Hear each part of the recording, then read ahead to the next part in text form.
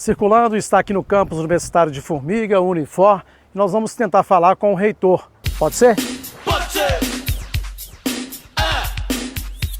Pode ser, pode ser, pode ser, pode ser! Pode ser! Vamos aí. Alô, Sam. Prazer Como é que te vai? receber aqui. Bem, prazer em revê-lo. Né? Legal, muito obrigado pela visita. Demorou, mas eu estava atarefado. Não, mas aqui. a gente vê que são muitas reuniões, né, Marco? Com certeza. Mas é interessante que, assim, pelo menos no que eu convivi trabalhando com você, eu lembro que as suas reuniões é o seguinte, vamos supor, no exemplo, as aulas começam às 6h30. 5h30 é o início da reunião, porque ela tem que terminar antes, não é isso? Exatamente. Até um horário de término, né? É porque a gente trabalha, né, Sandro, em escola, principalmente em ensino superior, a gente trabalha com calendários, né? E você trabalha com o relógio na mão. Então você não pode. A aula começa às 18h30. O professor tem que estar na sala, atento à sala de aula. Eu não posso tomar o tempo desse professor, né? Porque o aluno é o nosso cliente, o aluno é que mantém a instituição, então você tem que ter cuidado com as reuniões nesse sentido aí. Chegando aqui no momento ali, tem que parar tem que parar. Se ficar alguma coisa, cada um tem que ir para a sua função. Se tiver mais alguma coisa para completar, fica para a próxima reunião. Completa mais tarde ou depois a gente conversa em outra oportunidade. Ô, Marco, você está aqui na reunião como reitor hoje, né? Só reitor. Só reitor. Só reitor não, reitor já é muita coisa, né? Não, porque eu tinha os dois cargos, né? Eu era presidente e reitor. Eu, por exemplo, muita gente fala, não, mas o Marco é poderoso, o Marco ganha um salário alto. Primeiro, o presidente não ganha. Ele é voluntário. Né? Ele é voluntário, né? Eu sou eleito por uma assembleia que tem aí, são os membros do Conselho Deliberativo e são cidadãos formiguenses, né? Que escolhem. O reitor é escolhido internamente pela comunidade acadêmica, né? Aí entra professor, entra coordenador, entra funcionário e aluno também. Então, como reitor, eu ainda tenho 2 anos no cargo, né? Que eu fui reeleito há pouco tempo, mas como presidente agora é o André, né? Que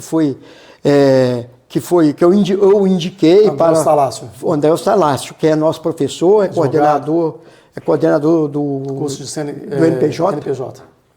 E é professor também. NPJ Núcleo de Práticas Jurídicas. Isso. Então ele formou uma chapa única, né? E foi eleito presidente da fundação no dia 30 de abril, certo? Então agora eu estou fazendo essa transição com ele. Como é que divide as funções hoje? Qual que é o papel do reitor, qual que é o papel do presidente da fundação?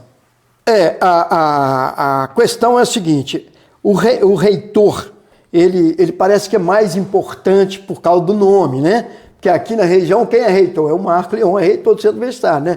O próximo reitor de nós aqui é de Itaúna, por exemplo. Então é um título de universidades, né, da época da Idade Média e tal, e isso continuou, né? Centro Universitário tem reitor e universidade tem reitor. Então eu sou eleito dos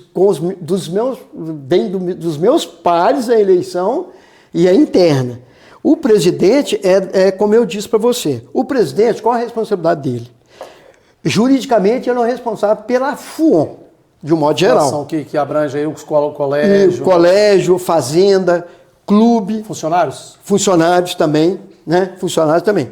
Agora, o reitor, ele é responsável pelo Centro Universitário de Formiga, entendeu? A parte acadêmica seria... Parte acadêmica e a parte administrativa do Centro Universitário. Então, ele é o responsável por isso aí. Agora, o presidente, ele é o responsável, do ponto de vista jurídico, pela fundação. A fundação é a mantenedora. O uniforme é mantido. Tá certo? Olha a diferença. Então, o presidente, o que ele, vamos dizer assim, como que ele age? Ele é o responsável pelo caixa da fundação, ele é responsável pelos funcionários, principalmente pelos funcionários administrativos, né? O professor, do ponto de vista pedagógico, de idade pedagógica, ele é ligado ao reitor, né? No caso do centro universitário, o colégio é de responsabilidade do presidente, tá certo? Contas da fundação em bancos, é o presidente da fundação. Os setores, fundação, seria o presidente? Seria o presidente. Setores administrativos. Os acadêmicos é por conta do reitor. Por exemplo, os departamentos coordenadores de cursos, Aí é a responsabilidade do reitor. Então há essa Tem divisão. a ver diretamente com a sala de aulas, aí é relacionado ao com o reitor. A responsabilidade é do reitor. Aí ficou mais leve um pouquinho para você, assim, em termos de... Porque é muita tarefa e muita responsabilidade das duas partes. Né? Não, ficou porque é o seguinte, eu poderia até me apresentar a chapa para continuar presidente, claro, eu ia concorrer, né? Eu podia ter apresentado uma chapa com meu nome como presidente e tal, mas eu resolvi, que eu fiz 40 anos agora em março, de funcionário da instituição. Eu cheguei a ser funcionário público, era professor, concursado, eu deixei meu cargo público e fui para... Você dava aula onde aqui? Eu dei aula no Polivalente, eu dei aula no Bernardo de Faria, eu dei aula na Escola Normal, em Joaquim Rodarte. Geografia? Geografia e História. Você foi meu professor de Geografia no curso. Aí, tá vendo? No curso de Turismo, aí o curso superior. E no curso de Direito, eu dava aula agora, deixei há pouco tempo, eu dei aula de ética profissional, no curso de Direito. O curso de Direito, nós sabemos que você é apaixonado pela área de Direito. Não, sou. Eu gosto e tal, mas eu não dou aula mais também. Não. Mas você conseguiu trazer, né? Montar o curso. Formar o curso. Formar o curso e a trazida do centro universitário. Pois é, agora esse curso de Direito, ele é reconhecido na região, acho que em todo o estado de Minas Gerais. Nacionalmente. Pessoas deixam de fazer na capital ou fora do estado, por estar aqui em Formiga ou próximo, né? Hoje a gente percebe isso. Eu estava lembrando aqui, me veio aqui agora que muitos alunos, antes de terminar o curso, já fazem a prova da OAB e já passam. Sim. Podemos até citar alguns aqui e já passam e já vão para outra área, tipo o Danilo, o doutora Danilo. Vai fazer concurso público. Aí já foi delegado. Já é o regional aqui, né? E tem um outro também que São 5 ou 6 delegados que foram nossos alunos que eu conheço. Né? Quem não conhece, eu não sei. São vários. Lembrando do Danilo e de outros também que não veio agora, mas assim, tinha no curso de Direito aquelas, não sei se existe ainda, inclusive o doutor Tair, juiz, né, o meritíssimo... Ele é professor no curso de Direito, e tinha aquelas Direito de família e Direito Penal. Pois é, mas tinha aquelas aulas dentro do próprio fórum ali, como é que chamava? Júri simulado? Júri simulado. Júri simulado. Ele faz até hoje. Faz ainda? Faz. Onde os alunos, em cima de um processo, né? Isso. Lá o de defesa. É um processo fictício, né? Com conjurados, tudo, como se estivesse acontecendo. É como se estivesse acontecendo na prática. Ali é uma forma dele estar desenvolvendo. É uma prática, né? Atuando realmente, né? E parece... Então, aí adora, né? Ele é professor, ele adora ser professor. Tanto é que ele tem um olho clínico, porque ali saiu, o Danilo e outros ali. Danilo saiu. Saiu o Luiz, agora. O Luiz. Eu esqueci o nome composto dele. Ele é delegado também. Ele é delegado, tem um que mora em Montes Claros. O curso de Direito, Sandro, ele se despontou realmente, está se despontando de fato. Por quê? Nós já ganhamos 2 prêmios da OAB Nacional. A OAB Nacional, ela tem uma premiação de 3 em 3 anos, no Brasil todo. E ela premia as instituições baseada em quê? Baseada nos alunos que conseguiram passar na OAB antes de se formar. Antes de terminar o curso. E o número alto de alunos que passaram, né? Então, eles baseiam na prova da OAB e baseiam também no ENAD. O que é o ENAD? O ENAD é uma prova que o aluno faz internamente, mas é obrigatório pelo MEC, quando ele termina o curso. Ele está terminando o curso, no último período ele tem que fazer o ENAD. É uma prova como o Enem. O Enem é para entrar, né? Nas instituições públicas e aqui também, e o ENAD é para sair do curso de Direito. E esses 2 quesitos são balizadores do prêmio que nós ganhamos. Nós ganhamos 2 anos consecutivos. Marco, chama OAB Recomenda, o título do prêmio. A cidade, o estado, o país, o mundo inteiro passou, né, pela pandemia e todos foram, de certa forma, sacrificados, né? A educação foi muito sacrificada, né? A educação sofreu assim. Eu costumo dizer, Sandro, que a educação no Brasil, ela foi atingida no coração. Ela tomou como se fosse uma flechada, né? No sentido figurado. Tomou uma flechada no coração com a pandemia. Por quê? porque foi pego de surpresa, todos, né? Foram pegos de surpresa. Só que a educação, ela precisa do aluno na sala de aula. Presencial. Né? Presencial. A cultura do Brasil era, né? Não é mais agora, porque isso aí vai mudando. A cultura brasileira na educação é de forma presencial. De repente, nós tivemos que reinventar.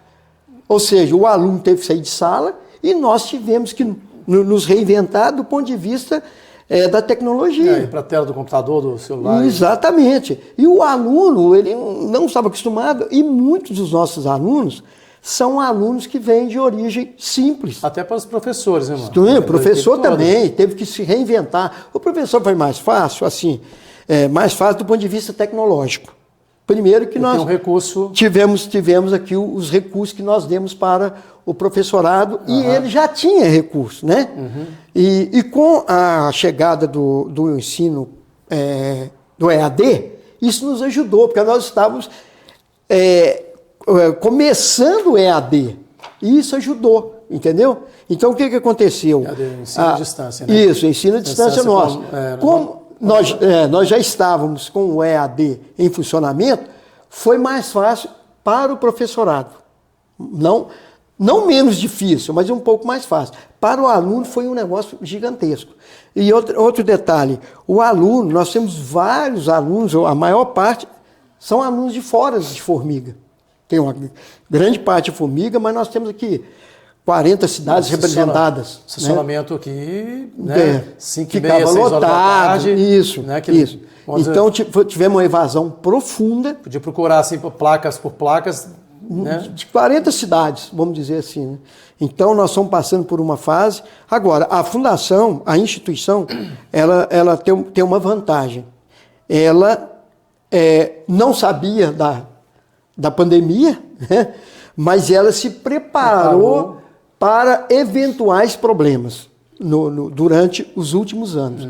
E o pessoal que trabalha comigo aqui, a nossa equipe, ela trabalhou do ponto de vista administrativo, financeiro, para a fundação não ter problemas. Continuamos com uma estrutura sólida financeira e nós possivelmente vamos dar a volta por cima. Agora, a recuperação da educação, ela é muito lenta.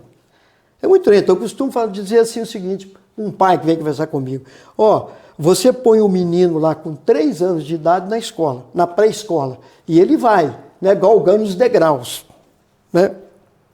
E quando ele sai da escola, 24 anos, 25 anos, aquele que segue, né, os estudos. E o que aconteceu? A nossa clientela, ela ficou meio perdida. Por quê? Porque o poder aquisitivo é baixo. Tanto é que nós temos aqui 90% de bolsistas da própria instituição. Então, foi assim, um perdimento, vamos dizer assim, de aluno, uma evasão tão pesada que nós tivemos que reinventar. Teve desemprego de professor, infelizmente, né? Mas a instituição, ela já está recuperando. Você está dando os passos. Está, mas lento. Voltando a respirar. Exatamente, tranquilo. E o ensino à distância agora, ele está... o EAD. O EAD, né? Ele está... Como é que nós estamos com 8 polos, né? Nas cidades aqui próximas. Já temos 8 polos. E também foi atingida pela crise. Né? Foi atingida pela crise. E o EAD, ele tem um probleminha a mais.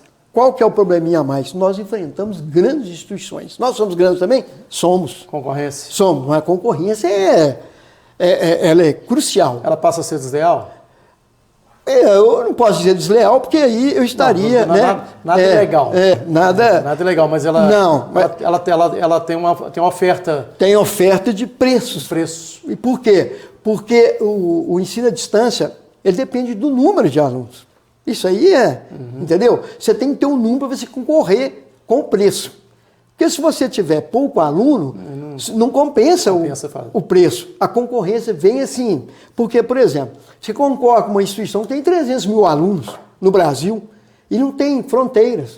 O EAD não tem fronteiras, né? O Unifor chegou a ter quantos cursos, o maior número? 23? 22. Hoje tem Hoje quantos? nós estamos aí funcionando mesmo, 18, 17, 18, entendeu? Tá bom de tamanho, né? Tá. Em termos de número de cursos, sim. O problema é o número de alunos, né? Então vamos ver agora. Né? O vestibular vai ser de 26 de novembro, né? Nós vamos ter o curso novo, que é o curso de psicologia, né? Já vai ser nesse primeiro Nós não publicamos nada ainda, oficialmente, porque nós estamos aguardando uma portaria do Ministério da Educação. Já veio a comissão, e a comissão nos deu, ou nós tiramos, né? Nota 5, que é a máxima do MEC.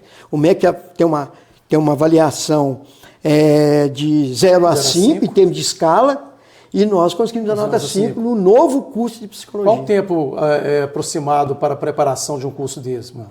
Para se apresentar e estar pronto para oferecer? Nós entramos com a documentação para o curso de psicologia entre novembro e dezembro. Foi nesse período aí. Não sei se foi final de novembro ou princípio de dezembro. Menos de um ano. Foi rapidamente, já trouxe, sabe? O MEC está tendo uma mudança no MEC bem profunda, e eu acho que, porque, Sandro, nós temos que ter uma bússola, que é o MEC, entendeu? O ensino superior tem que ter essa bússola. Se o MEC não nos ajuda do ponto de vista de incentivo à educação, melhoria do FIES, do ProUni... O FIES entendeu? Hoje funciona? O FIES funciona, mas ele estava assim, quase que acabado. Agora, com as medidas que o governo está tomando, o Congresso Nacional está voltando, e eu acho, para o ano que vem, eu acho que a oferta do FIES vai ser mais atraente para o aluno e para a instituição. O aluno precisa desse incentivo. Precisa, só que é um financiamento, né? Então, é aquele negócio, tem aluno que fala, não, eu não quero financiamento porque eu vou ter que pagar 5 anos depois. Então, o governo está estudando uma fórmula, junto com o Congresso Nacional, para ver se ele chega ao aluno mesmo. E o FIES é direcionado a todos os cursos ou não? O FIES... Para qualquer...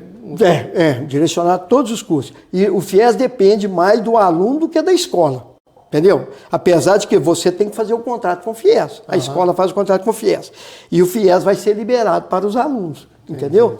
Mas se ele não for atraente... O aluno, como eu disse aqui, de poder aquisitivo muito baixo, infelizmente ele não vai querer fazer, ele não vai poder fazer um financiamento, né? Porque o governo está mudando, por exemplo, ele tem que ter fiador, por exemplo. Como que você consegue um fiador? Fiador é um avalista, né? Quem quer ser, né? Quem quer ser, quem pode ser, né? Então, isso está em discussão, entendeu? É uma coisa... Então, nós estamos trabalhando com FIES e tal, vai vir aí o chamado novo FIES, né, para o ano que vem. E a gente está torcendo para o MEC fazer o papel dele. Eu lembro que é um anseio seu particular e da Fundação de Formiga. O saudoso Claudinei, que ficava falando demais, o curso de medicina tem que vir. Claudinei é nosso parceiro. Aí você tentou uma vez, né, com toda a equipe, e não conseguiu, estava tudo praticamente preparado, né, para receber o curso de medicina. Ainda há a possibilidade de... O curso de medicina, eu não posso colocar muita, vamos dizer assim, colocar um desejo, né, muito à flor da pele no momento, porque o curso de medicina, nos moldes que ele vai ser, porque ele ficou 5 anos proibido de abertura. Nos 5 anos, nós não podíamos participar, não havia abertura de curso de medicina. Tudo bem. Aí o que acontece? Acontece que venceram os 5 anos. Aí o governo atual já soltou a portaria, né? Ele já publicou a portaria de que vai ter a possibilidade de abertura de curso de medicina novamente. Em que molde? No mesmo molde do passado. Tá? Vai ser através de um edital, chama chamamento público, é uma concorrência. Entendeu? E o curso de medicina, que vai ser ofertado agora, dia 3 de setembro, vai ser publicado o edital. Da outra vez, eram cidades com até 70 mil habitantes. Acima de 70 mil habitantes, desculpa. Né? E Formiga não tinha 70 mil. Chega quase, se aproxima, mas não chega. Se tivesse Córrego Fundo ainda, a gente tinha chegado lá. Mas agora, o edital vai ser publicado e é uma espécie de uma concorrência, é uma espécie de concorrência, não é concorrência mesmo. Por isso que tem um nome diferente, é chamamento público. Por quê? Porque a instituição que vier, por exemplo, concorrer conosco aqui, ela tem que ter uma estrutura para isso. E o Unifor está preparado. O Unifor já está preparado. Ele já fez o projeto, o projeto já está pronto, está esperando o edital e tem que ser em parceria com a prefeitura. Tem que ter essa parceria. Tem que ter parceria. Não tem como você sair da prefeitura. Você tem que ser parceiro da prefeitura, por quê? Porque o curso de medicina, o curso de medicina que virá por aí, né, se der tudo certo, ele vem atrelado ao SUS. Tipo um hospital universitário? Não, teria que... Não tem. O curso que o MEC cobra, a instituição não precisa ter hospital.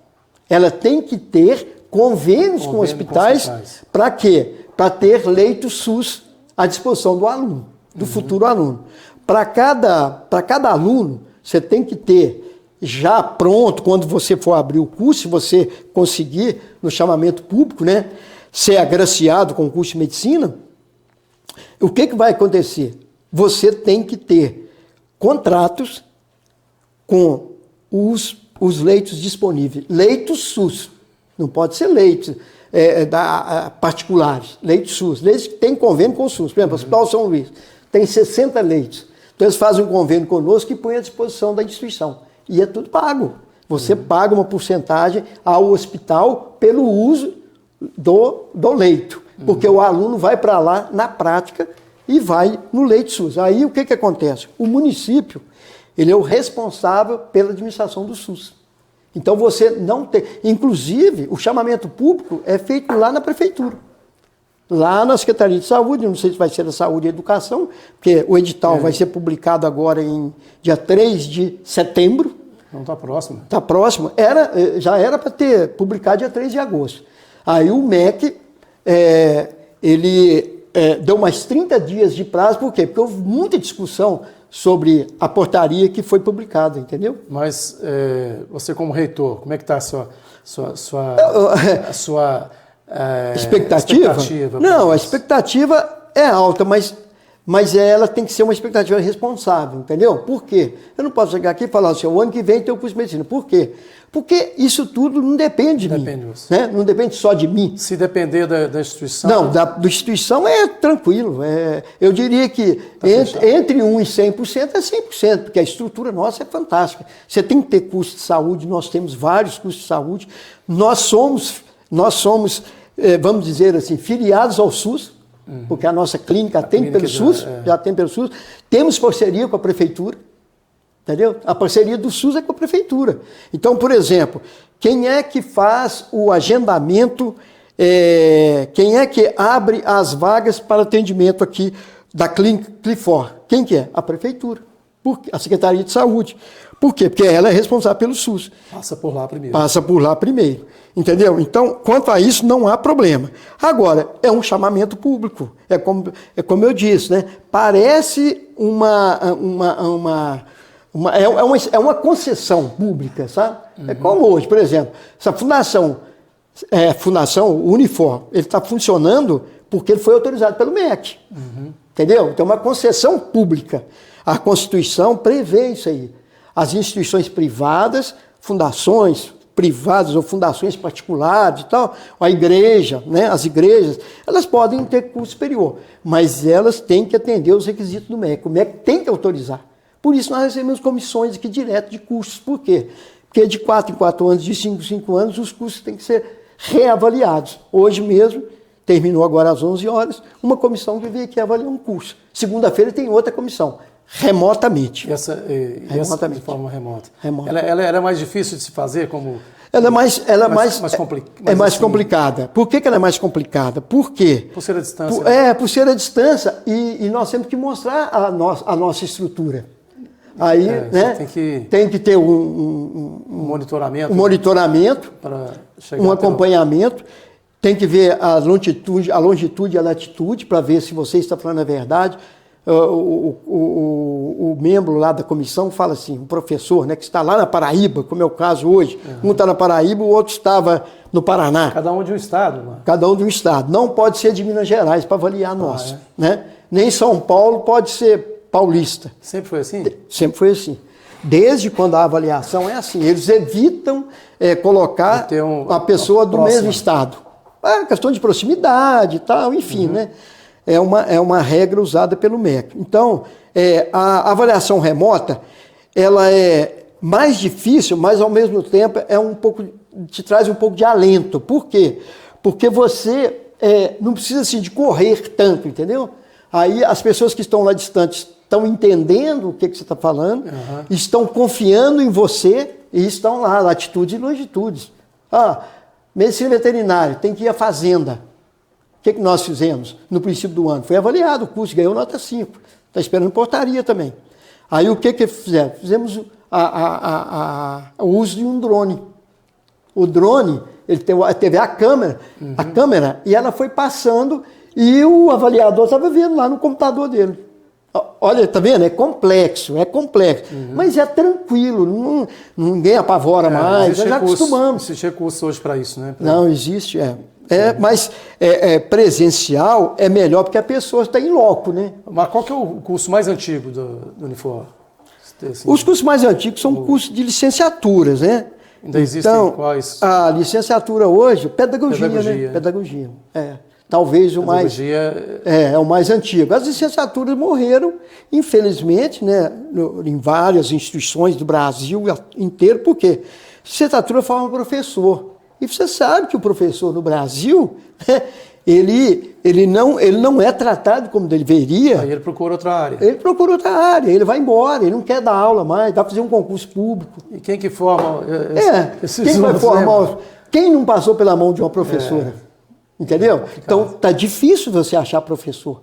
Nós já tivemos, Sandro, formação de matemáticos, professores de matemática, né? Licenciado em matemática, geografia, história, letras. Né? Letras tem a distância agora, né? Biologia ainda existe? Tem biologia à distância. Biologia, física, química eu já falei, né?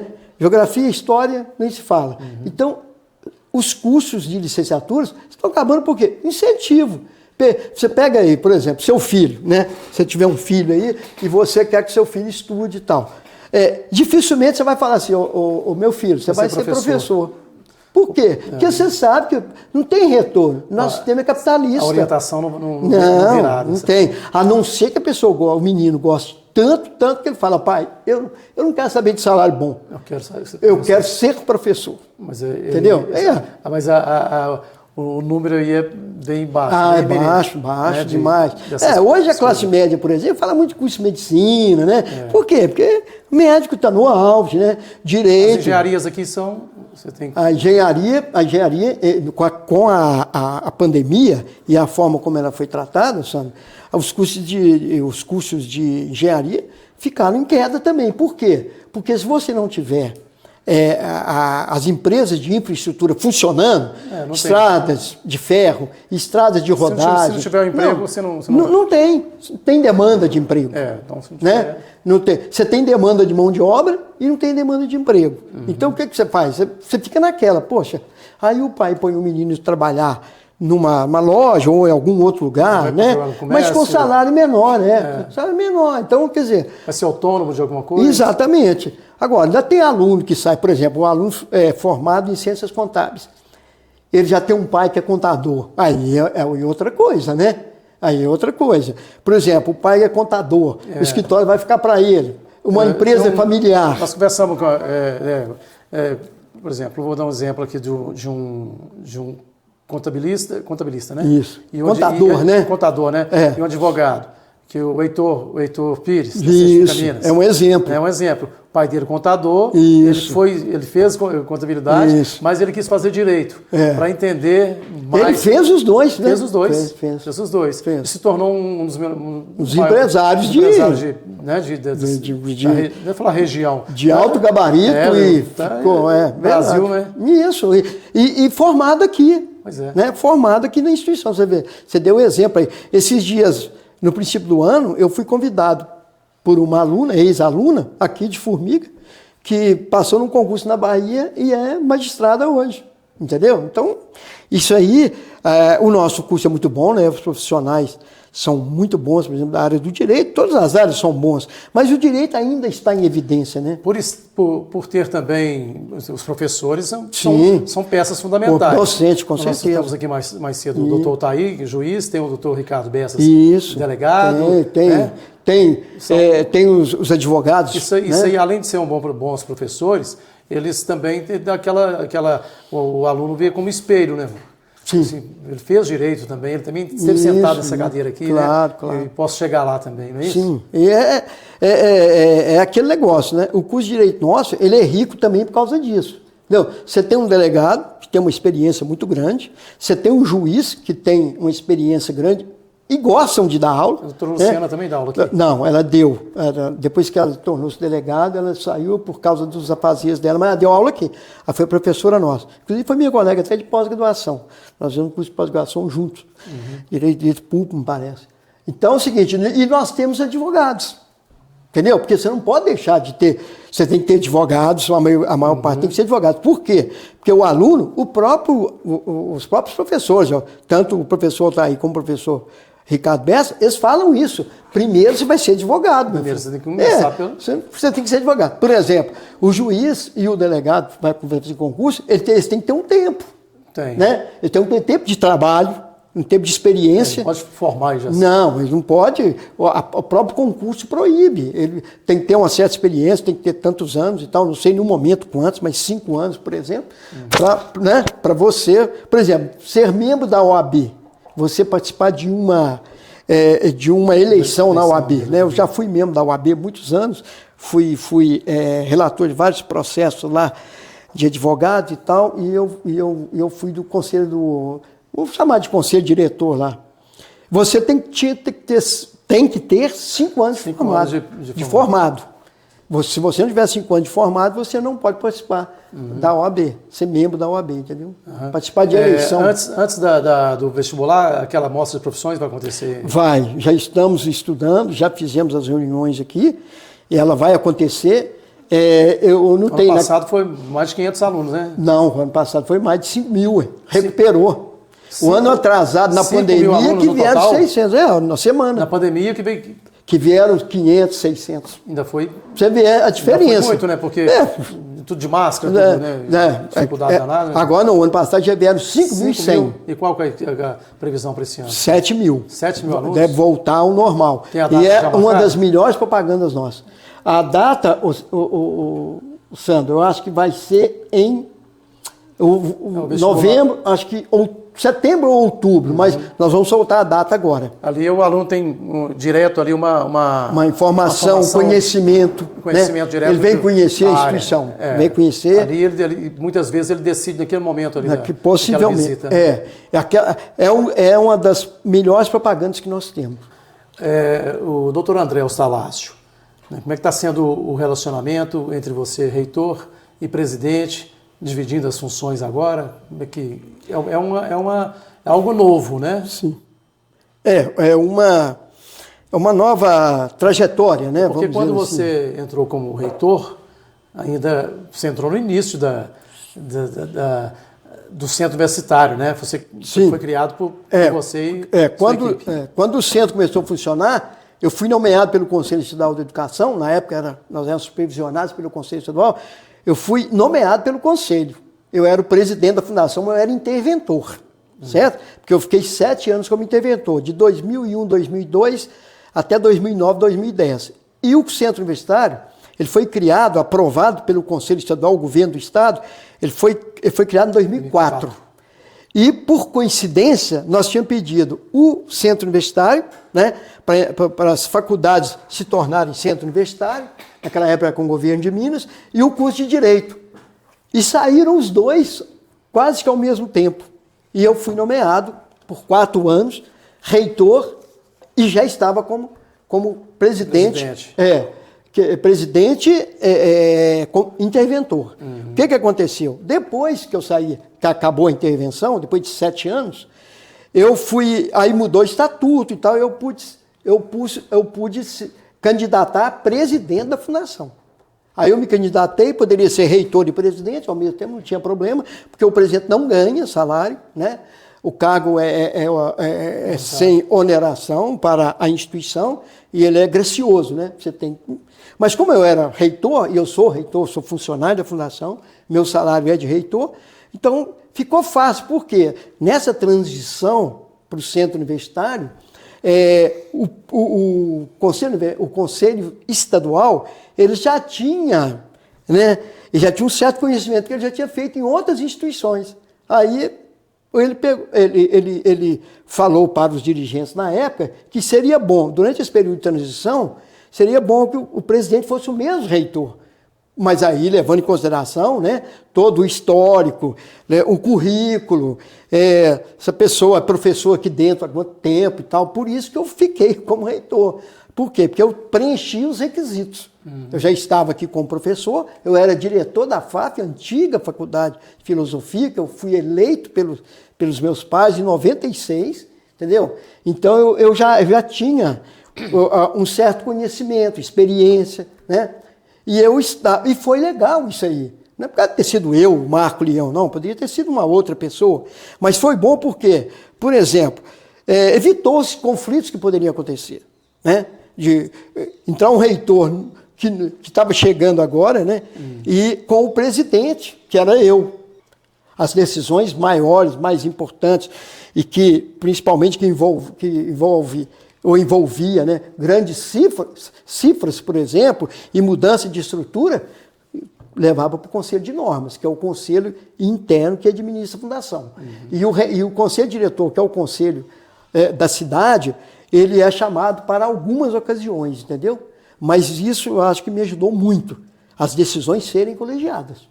Agora, com o tempo, eu estava, né, fiz 40 anos de fundação agora, de funcionário, deixei de ser funcionário público para ficar só aqui, né? Eu era professor, concursado em 2 concursos. O que eu fiz? Eu preferi ficar na fundação, entendeu? E deixar o Estado. Não sei se eu fiz bem ou se fiz mal, não arrependo, porque eu fiz o que eu gosto. Opção, né? E eu fiz a opção de vida.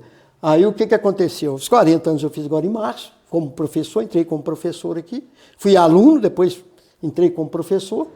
E aí eu entendi que tá na hora. Está na hora de eu passar o bastão, né? E passei o bastão, convidei algumas pessoas e tal, o André sabe disso, depois eu convidei o André, falei que ele era um bom nome e tal, e ele topou, né? E primeiro ele queria ser o meu vice. Eu falei, não, eu não quero mais participar da presidência da fundação, chegou o meu tempo já passou, e agora eu vou continuar como reitor, porque eu ainda tenho aproximadamente 2 anos de, né? Que eu fui reeleito, então eu vou continuar, André, e você pode se candidatar, vai ser o meu nome, né? Nesse momento, vai ser o meu nome que eu vou indicar para a eleição. Eu indiquei o nome dele e tal, teve uma chapa única, né? E não teve concorrência, e ele conseguiu. Agora, você me perguntou, né? Como é que está sendo e tal. Até se adaptar, é difícil, entendeu?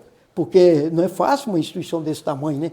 Que chegou a esse tamanho, que tem uma fazenda para administrar, que tem esses cursos para administrar, que tem 300 funcionários para administrar, que tem um colégio para administrar, que tem um clube para administrar, né? E essa estrutura aqui.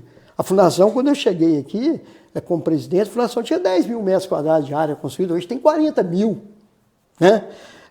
A fundação, ela conseguiu virar centro universitário. Eu acho que foi a grande tacada da administração nossa, foi a criação do centro universitário. Se não tivesse criado, eu teria problemas gravíssimos. Gravíssimo. Por quê? Porque o centro universitário trouxe autonomia para a instituição. As pessoas falam, Marco, mas como que é autonomia? Criação de curso. Criação de curso. Você tem autonomia como centro universitário, como universidade. Como faculdade você não tem. Então você quer criar o curso da saúde, psicologia, por exemplo. Psicologia que está chegando aí. Psicologia que está chegando, que foi avaliado. Psicologia é um curso que você não pode criar, você não tem autonomia. Sem trazer antes, buscar antes, mandar o projeto para o MEC. O MEC abre a plataforma, você coloca lá todas as informações que ele pede, aí depois ele avalia, dá o ok e fala, ó, vamos mandar a comissão no mês tal, né? Claro que ficou parado muito tempo sem abrir curso, porque o MEC teve muito problema nos últimos 4 anos. Agora não, agora está mais tranquilo. Aí, Sandro, nós tivemos que montar o curso primeiro, entendeu? Mostrar a nossa instituição para o MEC antes, curso da saúde. Agora, os cursos, como o direito também é assim. Agora, os outros cursos de engenharia, alguns da área de saúde e tal, como que são criados? Nós podemos criar o curso, manda para o MEC dá autorização e depois, no último ano... Ele vem fazer a avaliação. No último ano, eles vêm fazer a avaliação. É assim que funciona, essa é a autonomia. É você poder criar o curso antes. Mas até ter essa avaliação, pode acontecer, não aqui, mas eu acredito, né, que a responsabilidade, o carinho, cuidado, sim, mas sim. se houver um atropelo aí, pode acontecer dele ser prejudicado. Pode, porque é o seguinte, vamos lá, vamos falar sobre... Foi um curso de engenharia civil que nós temos. Ele foi criado pela Fundação por causa da sua autonomia, mas enviamos todo o projeto para o MEC deu a luz verde, vamos chamar assim, luz verde. Pode começar a funcionar o curso, pode colocar no vestibular, tá certo? Aí no último ano da primeira turma, turma que vai formar, aí você tem que convocar o MEC. Aí o MEC vem, dá a nota. Você pode falar assim, Marco, mas ele pode não aprovar. Pode, mas é muito difícil. Por quê? Porque você faz tudo para ser aprovado. Agora, se o MEC entender que tem alguns quesitos que nós temos que modificar, aí ele dá o prazo. Entendeu? Ele não deixa de aprovar o curso, a não ser por coisas... A nota do MEC é de 0 a 5. De 0 a 5. Assim. 0 a 5. 3, você está aprovado. Se tirar menos, aí você tem que explicar. No caso de psicologia, ele já foi avaliado. Já foi a 5, foi avaliado. Nota máxima. Foi avaliado. Mas antes, essa autonomia nós não temos. Para o curso de psicologia. Para o curso de psicologia. Para o curso de direito, não temos. Nem nós não. Todas as instituições do Brasil não têm. Entendeu? Medicina. Medicina, você tem que participar. Agora, falei mais médicos, né? Desde 2013, mas só teve uma vez, né? O chamamento público. Curso de medicina, você não pode criá-lo. Ao seu bel prazer, você tem que participar de uma concorrência pública agora. Por quê? Porque o curso de medicina, ele é muito procurado. Ele é hoje o curso de ponta de qualquer universidade. Entendeu? Então, o que acontece?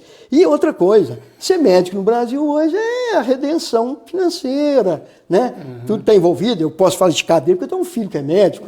Não estou falando porque meu filho é médico. Não, ele estudou em escola pública, né? Porque é uma conquista... Foi uma conquista dele, né? Não forcei a barra, né? Tanto que a minha filha formou no curso de Direito, ela não quis essa área. O meu menino é médico, hoje trabalha até no Hospital das Clínicas, só para dar um exemplo, hoje a classe média, por exemplo, ela quer que o filho seja médico, isso é um direito que assista a todo mundo. Outros querem que siga a carreira de empresário, né? Outros querem que siga a carreira, por exemplo, de juiz, um filho de um juiz. Né? Nós temos muito nome de juízes famosos no Brasil afora aí, que os filhos são juízes também com sobrenome igual, né? Então, o que acontece? A autonomia que eu estou te falando é porque te dá isso aí. E outra coisa, quando você fala assim, é um centro universitário, até em termos de propaganda de marca e tal, é outra coisa na nossa sociedade, na nossa cultura. Você fala, é a faculdade de tal lugar. Ela não tem autonomia. Se ela quiser um curso, primeiro, ela tem que montar toda a estrutura, comprar laboratório, comprar material para laboratório, montar um laboratório, entendeu? Agora, quando nós viramos centro universitário, aí o que aconteceu? Primeiro, você criou uma marca forte. Credibilidade. É o Unifor MG, né? Tivemos um problema com o Unifor de Fortaleza, já resolvemos. Nós tínhamos registrado a marca primeiro, então nós somos indenizados por isso e tal, mas isso é um outro assunto. Então, o Unifor, né, nós criamos a marca e a marca está aí. Agora, os sucessores têm que vir e continuar com a marca. E o André, ele está agora, um incipiente, né? Mas ele já trabalha aqui há 15 anos, já entende mais ou menos a nossa organização administrativa, e eu creio que vai dar certo, né? Apontei ele, com certeza, e eu estou do lado dele, no nos momentos que eles precisarem, entendeu?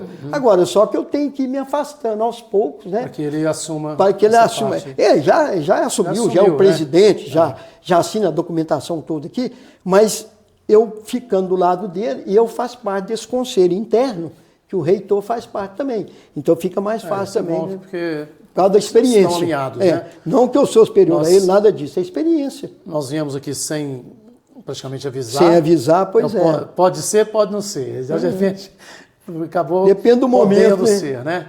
Conversando com o Magnífico, né? Magnífico é o termo usado, né? Isso é da época da Idade Média, viu? Mas não é? É. Magnífico reitor. Para a gente finalizar, Marco, uma família, quantos irmãos? Nós somos 14 irmãos, 14 irmãos. todos vivos, graças a Deus. 10 homens e 4 mulheres. A maioria, Tudo com letra M. tudo com M? E tudo com nome composto. Marco 14 Antônio, 14 Marcos, com M, Moisés Paulo, M e haja composto. nomes, né? Haja nome. Eles brincavam lá no quinzinho, quando era menino. Uai, se seu pai tiver mais filho, não vai ter M mais, não. Vai chamar mamão, marmelada. Agora conversamos esses dias com a mãe do Edgar, lá do Pesca e Pague Carro de Boi, e são 13 filhos. Também tem 13? mais ou menos essa coisa de linha de nomes. Lá tem? em casa eram 11, e tudo com S. É verdade. Então, assim, usava-se muito. Né? Haja nome, né? E você, famílias grandes, né? Pois é, você veio de uma família simples. Sim, Sabemos, né? Muito humilde. Meu pai era marceneiro e minha mãe era da zona rural.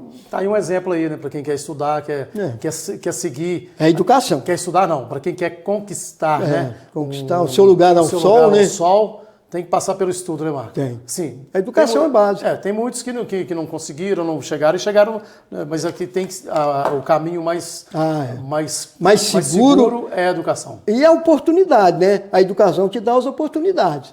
Então eu falo muito com os alunos isso, né?